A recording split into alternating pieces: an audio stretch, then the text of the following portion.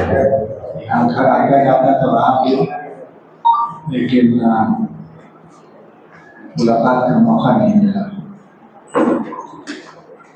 आज हमने सोचा कि आप लोग तकलीफ दी जाए और एक दो मुद्दे हैं जिस पर मैं अपनी ओर से चर्चा करना चाहूँगा और फिर आपके जो प्रश्न होंगे उसको हम लोग टेक अप करेंगे। अपनी तरफ से जो मुद्दा मैं आपके सामने रखना चाहता था, कुछ वेदना के साथ, कुछ तकलीफ के साथ, वो है हजारीबाग की इंटरनेशनल रामनवमी के बारे में। हम लोग सब इस बात पर गर्व करते रहे हैं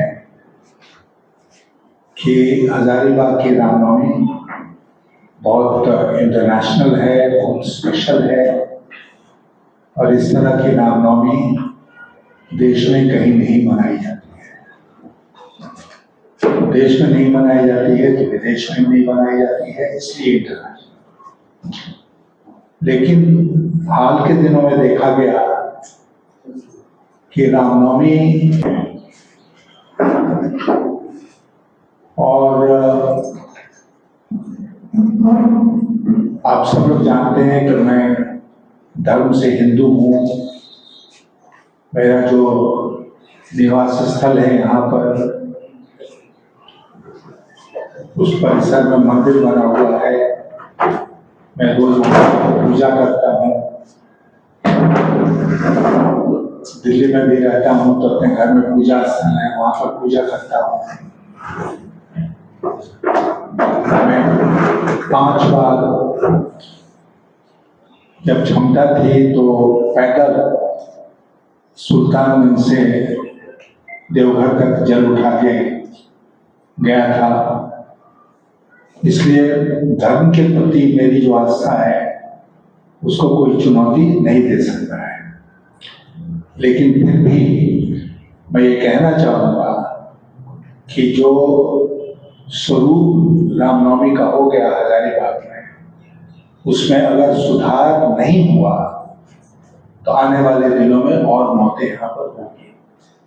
मैंने कुछ डेटा इकट्ठा किया है कि इस बार रामनवमी में घायलों की संख्या 1032 थी।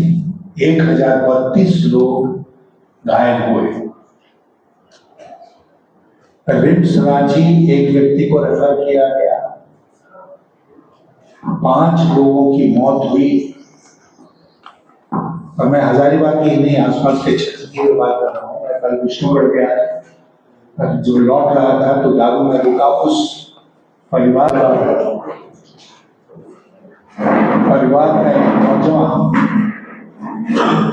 मौत के घाट उतार दिया गया।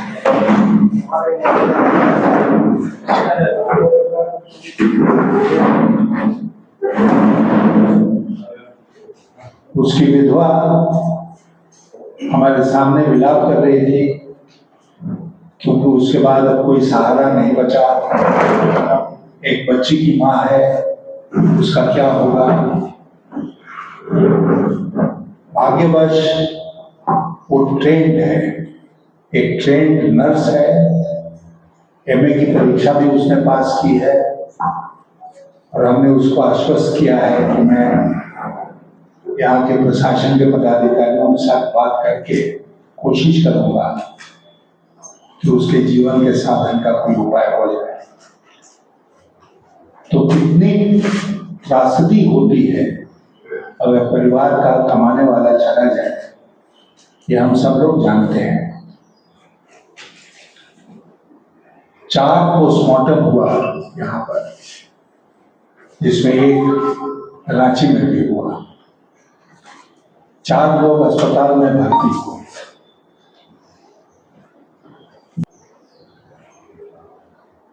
तो क्या करना चाहिए?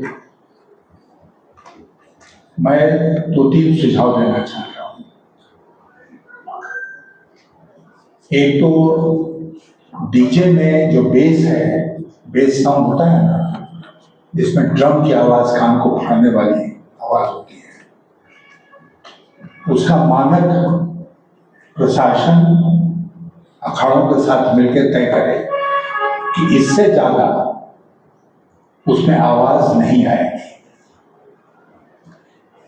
अब यहां पर डीजे कोई धर्म से नहीं जुड़ा हुआ है, लेकिन कुछ लोगों का मानना है कि रामनवमी में डीजे नहीं बजेगा तो धर्म पर आघात हो जाएगा।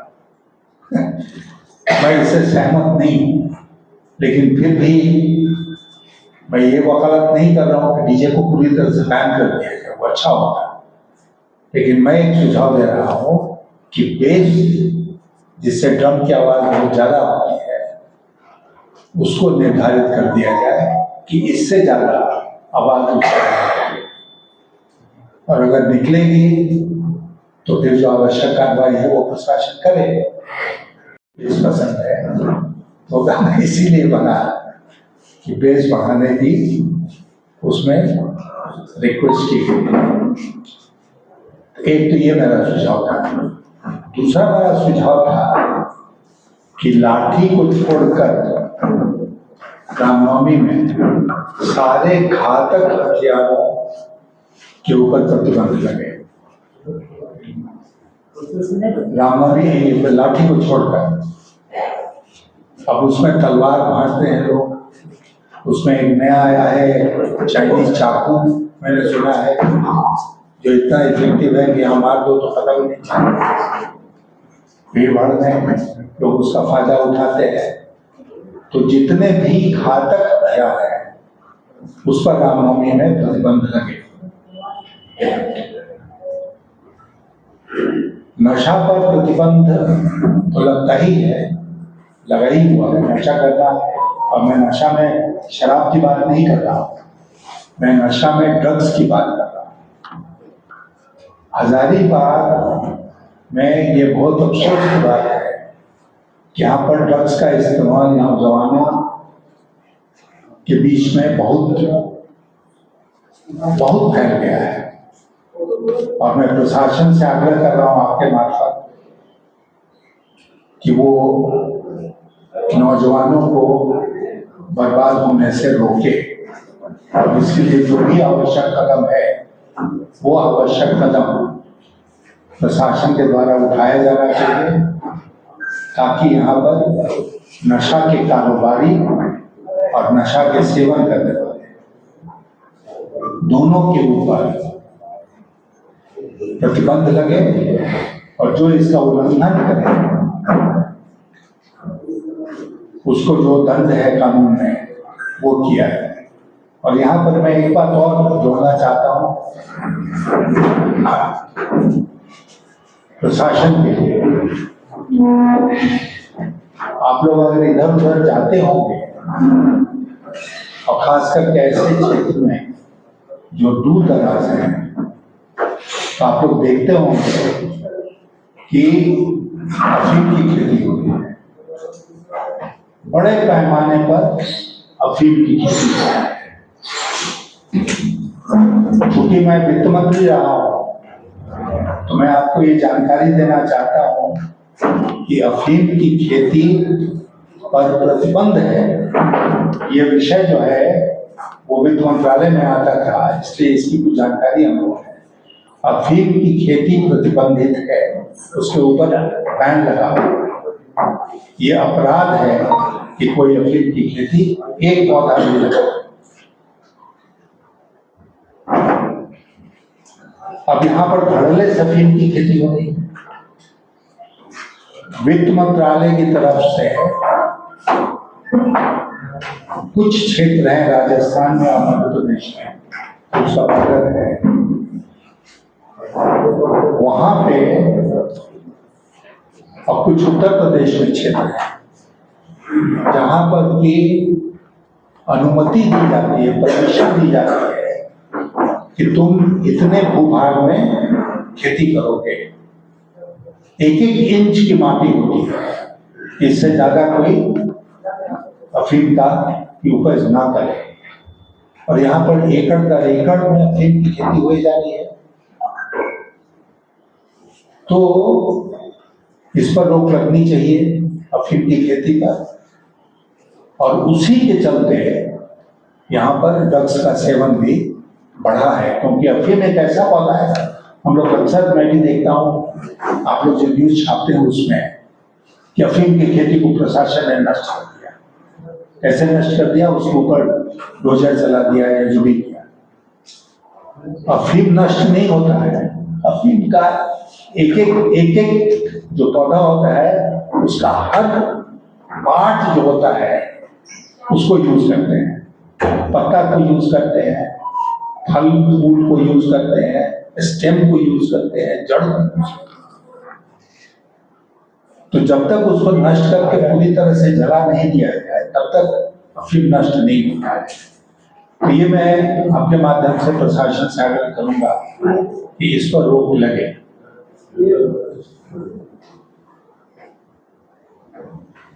दूसरा कि अंधविश्वास के खिलाफ हम सबको मिलकर एक अभियान चलाना चाहिए। समाज में जो अंधविश्वास है, तरह तरह की प्रथाएं हैं जो कि अंधविश्वास को जन्म देती हैं, और उसके चलते समाज में अपराध बढ़ता है। इस पर प्रतिबंध लगना जरूरी है। कल मैं विष्णुगढ़ में था, उस परिवार से मिला। आप जानते हैं कि वो भी अंधविश्वास का ही एक नतीजा अभी तक की जो सूचना है उसके मुताबिक था।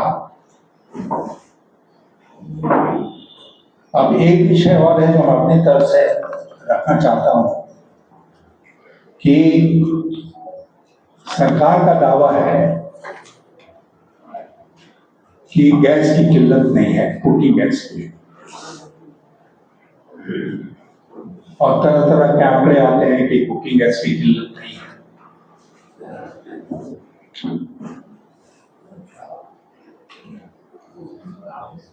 लेकिन हम सब जानते हैं कि कितनी लंबी लाइन लग रही है आज कुकिंग गैस सिलेंडर के लिए, और कितना वक्त लग रहा है। कोई बोलता है 29 दिन लगेगा, आपको कीजिएगा, उसके बाद आसानी से लोगों को गैस नहीं मिल रहा है, इंक्लूडिंग कमर्शियल गैस। उसका नतीजा क्या हो रहा है कि देश भर से जो मजदूर बाहर काम करते थे वो फिर अपने गांव लौटने को मजबूर हो गए हैं। यहाँ पर जो शहर का इलाका है जहाँ स्टूडेंट्स बड़ी संख्या में रहते हैं, वहां पर रसोई घर बंद हो रहे हैं गैस की किल्लत के चलते। मटवारी वगैरह अच्छे थे और बहुत सारे स्टूडेंट्स बाध्य हुए हैं अपने अपने घरों को लौटने के लिए। तो पढ़ाई पर, मजदूरी पर इसका बुरा असर पड़ रहा है, और अगर कमी नहीं है तो प्रशासन की जिम्मेदारी बनती है कि वो सुनिश्चित करे कि जिसको भी गैस की जरूरत है, कुकिंग गैस की, वो तुरंत उपलब्ध कराया जाए। मैंने आपसे की, उसके बारे में मैंने जोर देके कहा है, एक बार फिर रिपीट कर रहा हूं कि वो सारे धर्मों के जुलूस के ऊपर लगना चाहिए। किसी धर्म के साथ भेदभाव नहीं हो। जितने धार्मिक जुलूस इस तरह निकलते हैं जिसमें लोग आजकल प्रथा हो गई है घातक हथियारों को, सबके ऊपर लगना चाहिए कि जुलूस में यह नहीं होगा। तो इतनी बात मैं अपनी तरफ से कहना चाहता था। अब आपके जो प्रश्न होंगे, अब आपने दुखती रग पर हाथ रख दिया। मैं अपनी तरफ से इसकी चर्चा नहीं करना उचित समझा, लेकिन आप अब प्रश्न पूछ रहे हैं तो दो तीन बातें मैं आपके सामने रखना चाहता हूँ। अभी हम लोग गैस की किल्लत के बारे में बात कर रहे हैं। कुकिंग गैस की किल्लत क्यों है? क्योंकि हमारा सबसे ज्यादा गैस, कुकिंग गैस और एलपीजी, पीएनजी, ये सब आता है कतर से। कतर एक देश है ना खाड़ी में, तो कतर से आता है। और आप लोगों ने खबर में ये भी पढ़ी होगी कि कतर का जो प्लांट है गैस का, उसके ऊपर ईरान ने बमबारी कर दी थी और वो उसको बहुत क्षति पहुंची है।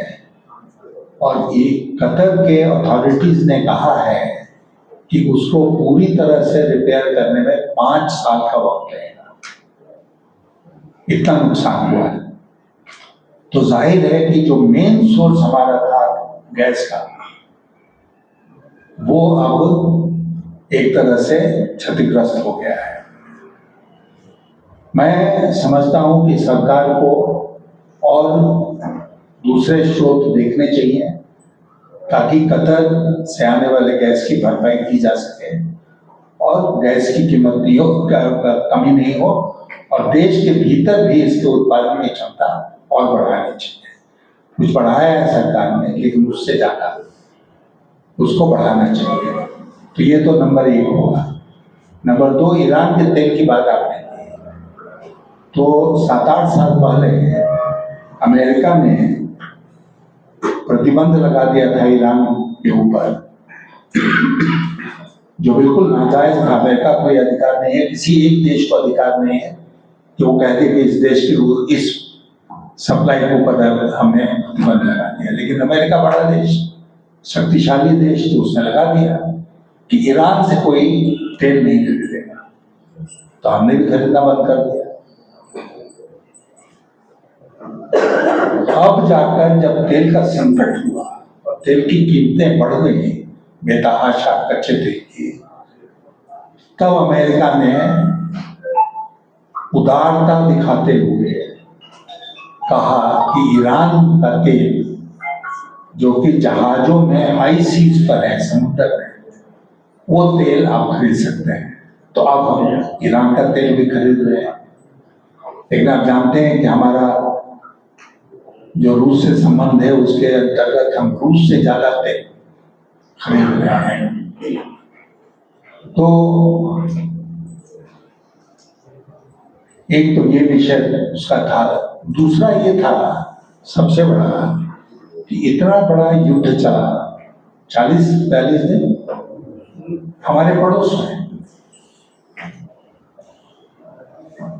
आप लोग शायद जानते होंगे इस बात को, या हो सकता है कभी मैंने ही जिक्र किया हो कि ईरान में बलूचिस्तान है ना, जिसकी सीमा लगी हुई ईरान के साथ, तो बलूचिस्तान में चीन की मदद से पाकिस्तान ने एक पोर्ट बनाया जिसका नाम है ग्वादर।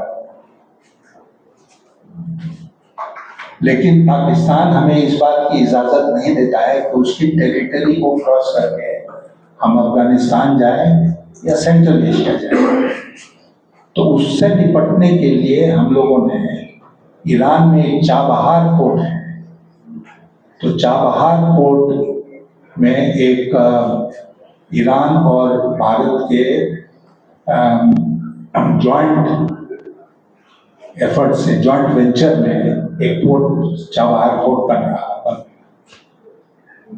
अब ये है कि जरूर कि अमेरिका ने अब ईरान के ऊपर जब प्रतिबंध लगाया था तो ये भी कहा कि भारत चाबहार पोर्ट का इस्तेमाल नहीं कर सकता है, और हमने स्वीकार कर लिया उसको।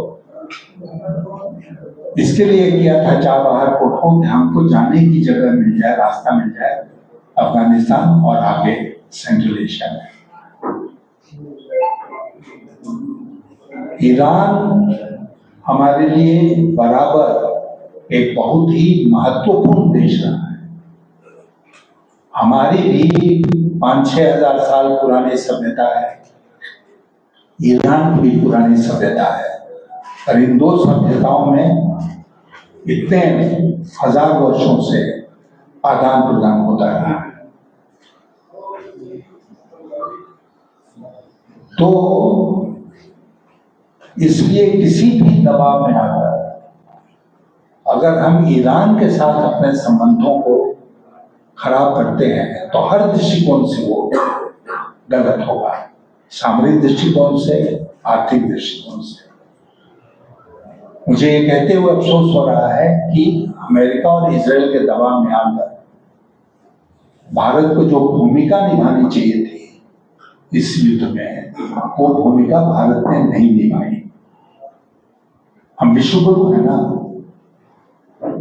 विश्वगुरु हम मानते हैं। हमारे प्रधानमंत्री जी विश्वगुरु हैं, दुनिया में जहां जाते हैं उनकी इतनी ताकत रहती है, सबसे आगे आगे चलते हैं।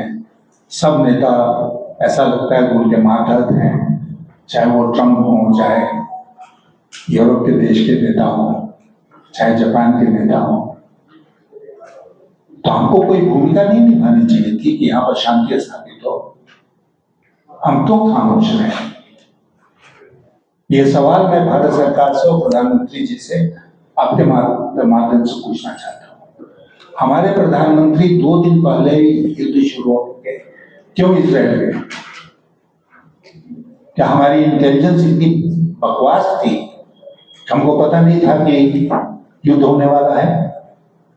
और इजराइल उसमें अमेरिका के साथ मिलकर ईरान पर हमला करने वाला है, जो 2 दिन के बाद हुआ। और हमारे प्रधानमंत्री इजराइल जाकर उन्होंने क्या मैसेज दिया दुनिया को, देश को, कि हम इजराइल के साथ खड़े हैं। और इजराइल के साथ खड़े हैं, और अमेरिका में तो ट्रंप के लंगोटिया याद है ही है, तो अमेरिका के साथ तो खड़े नहीं है। तो ईरान को हमने अबैंडन कर दिया। ये तो देश की जनता को मैं श्रेय दूंगा और ईरान को श्रेय दूंगा कि ईरान ने यह महसूस किया कि भारत की जनता ईरान के साथ है, सरकार साथ हो या मत हो। और इसीलिए ईरान ने भारत के प्रति एक नरम रुख बनाकर रखा है। लेकिन 1947 से जब हम स्वतंत्र हुए, तब से भारत की एक भूमिका रही अंतर्राष्ट्रीय स्तर पर। वो भूमिका क्या रही है? वो भूमिका रही है कि कहीं भी कुछ भी कॉन्फ्लिक्ट होता है तो भारत मध्यस्थता कराकर वहां पर शांति स्थापित करता है। ये था रूपा एक जमाने में भारत का। सब लोग भारत को देखते थे कि नहीं, भारत इसमें हस्तक्षेप करेगा और शांति स्थापित करेगा। तो हम एक पक्षीय क्यों हो गए? हम नॉन अलाइंड क्यों नहीं रहे? नॉन अलाइंड एक मूवमेंट था ना, गुड टिल फेट, जिसमें भारत एक तरह से लीडर ही था, क्योंकि हम उसमें विश्वास ही नहीं करते। हम जाकर बोलते हैं अब की बार ट्रंप सरकार।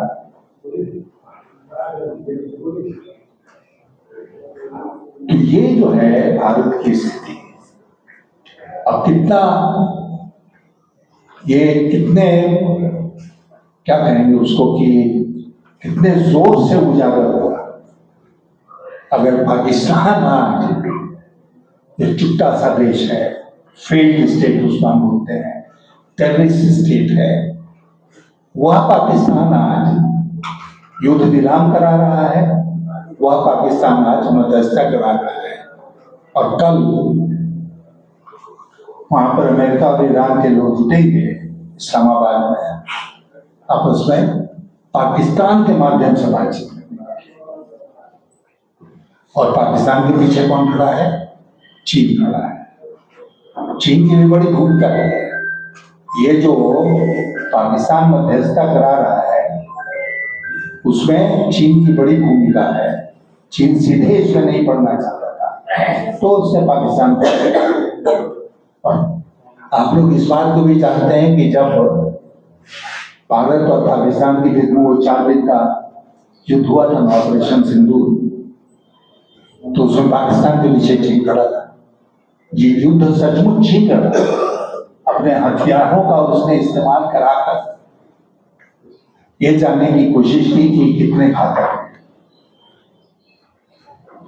तो हम क्यों विश्व गुरु नहीं है और किस बात के विश्व? पास पड़ोस में भी हमारा वही हाल है। तो इसलिए हम हल्के ढंग से बराबर ये बोलते हैं कि हम विश्व गुरु हैं, लेकिन हमारा चेला कोई नहीं है। सर, असम में सरकार है बीजेपी की और वहां पर इलेक्शन कमीशन का आदेश आज भी नहीं चल रहा है। वहां वो सिर्फ बंगाल, तमिलनाडु, केरल में चल रहा है। असम को पूरी छूट है कि वहां के मुख्यमंत्री जो चाहे वो करे। इसलिए उन्होंने अपना भेज दिया पुलिस दिल्ली में कि जाकर उसके घर इसका सर्च करो। इलेक्शन कमीशन क्यों खामोश है? क्या बंगाल में ये हुआ होता और बंगाल की पुलिस कहीं पहुंच गई होती किसी बीजेपी के नेता के घर में, तो आप देखते हैं कि इलेक्शन कमीशन कितनी हरकत में आता है। जिसकी लाठी उसकी नहीं, जिसकी लाठी उसकी ही भैंस नहीं। जिसका इलेक्शन कमीशन उसका राज। और मैं एक बात यहाँ, चूंकि आपने इसको उठाया, भारत के संविधान में जहां तक राज्यों का सवाल है तो दो ही तरह का शासन हो सकता है।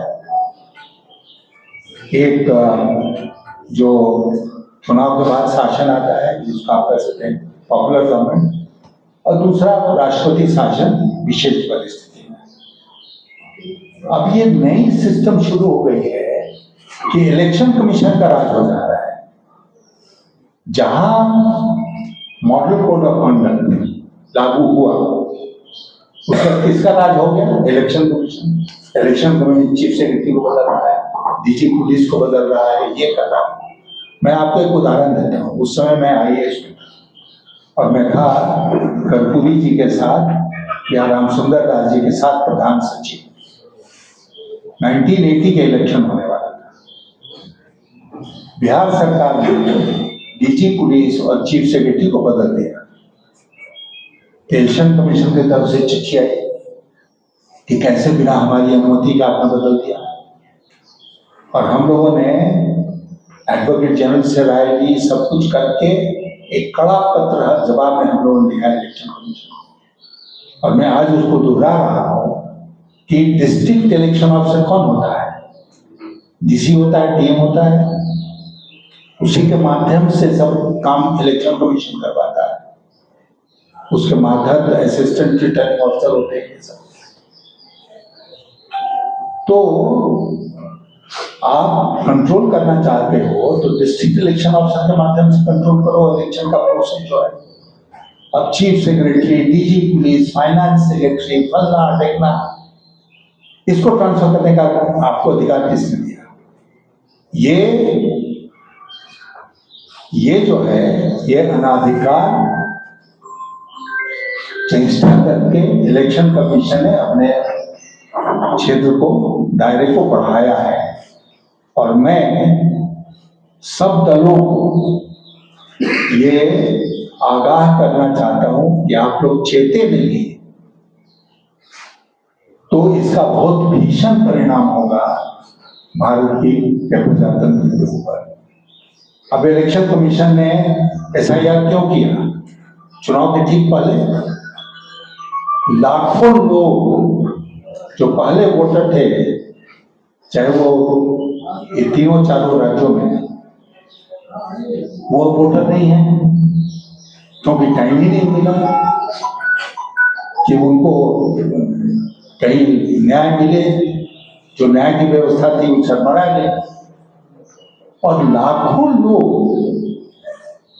तो आज वोट के अधिकार से वंचित किया जा रहा है। ये प्रजातंत्र है। कानून एक है ना, पुलिस या जो हमारी क्रिमिनल सिस्टम है जस्टिस की, कि अगर 10 गुनहगार छूट दी जाए तभी एक बेगुनाह को सजा नहीं। तो हमारे देश में प्रजातंत्र रहेगा कैसे अगर इस तरह का चुनाव आयोग रहा? और ये पहली बार हो रहा है। कल मैंने आज अखबार में देखा कि टीएमसी का एक डेलीगेशन गया था और टीएमसी के डेलीगेशन के साथ इलेक्शन कमीशन की तू मैं हुई और 6 मिनट की 5 मिनट में वो खत्म हो गया, वो भाग आ गया। ये हो क्या रहा है?